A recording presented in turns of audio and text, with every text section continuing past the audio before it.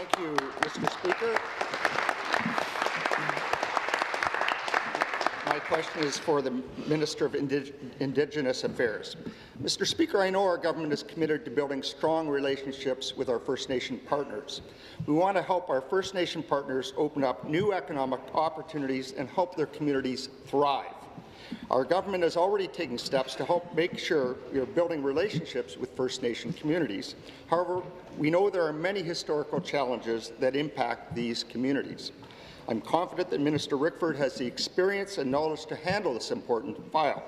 Mr. Speaker, can the minister explain to the legislature what steps this government has taken to address some of these challenges? Minister of Indigenous Affairs. Thank you, Mr. Speaker, and I want to thank the member from Parry Sound, Muskoka, for his question and his interest in these matters. Late last week, Mr. Speaker, I had an opportunity to visit two communities that are quite proximal to where I live in Keewatin.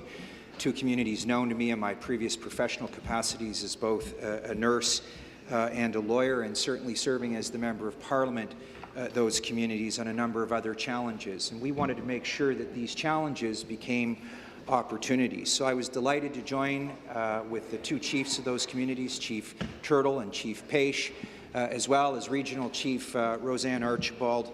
We had some great discussions with the community, and I reaffirmed our commitment on behalf of my friend and colleague, the Minister of Environment, Conservation and Parks, that we remain committed to the English and Wabigoon Rivers Remediation Trust, and that it's fulfilled, Mr. Speaker, and the cleanup of the river will go and be finished. Thank you, Mr. Speaker. Thank you. Supplementary. Again to the Minister of Indigenous Affairs. Mr. Speaker, a government that is truly for the people must work to acknowledge and address the concerns of Ontario's First Peoples.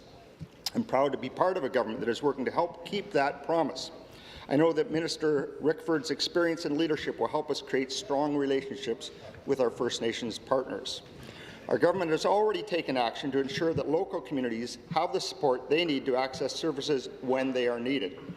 Can the minister tell the members of this House any other actions that the government may be taking to help the people of Grassy Narrows and Wabaseemoong? Minister. Thank you, Mr. Speaker. Indeed, our journey to those to Grassy Narrows First Nations included some other activities.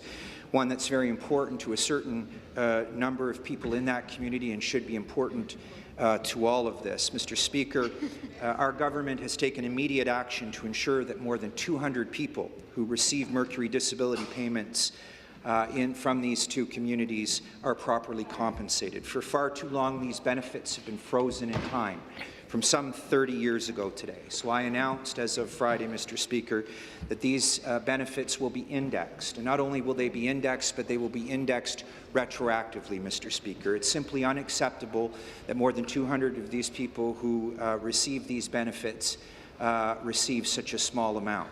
The communities were very appreciative of this, and Chief John Paish, I gave him this medallion, and he asked me to wear it in this place to signify and express his appreciation, Mr. Speaker, for our government's